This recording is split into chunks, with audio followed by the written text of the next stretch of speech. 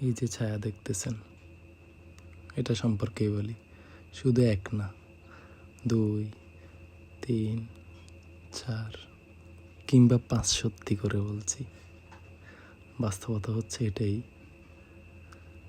যে ছায়াটা দেখতেছেন এই ছায়াটাও সবসময় নিজের সঙ্গী হিসেবে থাকে না।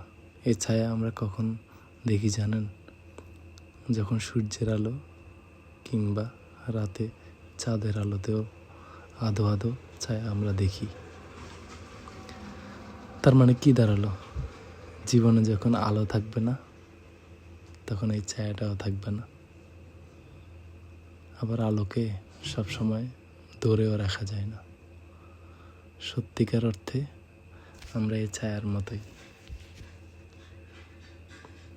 জীবনে যখন অনেক ভালো সময় যায়, তখন সঙ্গী হিসেবে অনেককেই পাওয়া যায়।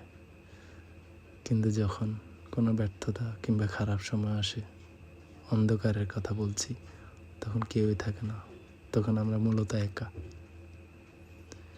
কিন্তু এই একা কিংবা অন্ধকার খারাপ সময় কাকে পাচ্ছি, এটা হচ্ছে গুরুত্বপূর্ণ। যাকে আমরা এই সময়গুলোতে পাবো, তাকে যেন কখনো ভুলে না যাই। এমনই হোক জীবন।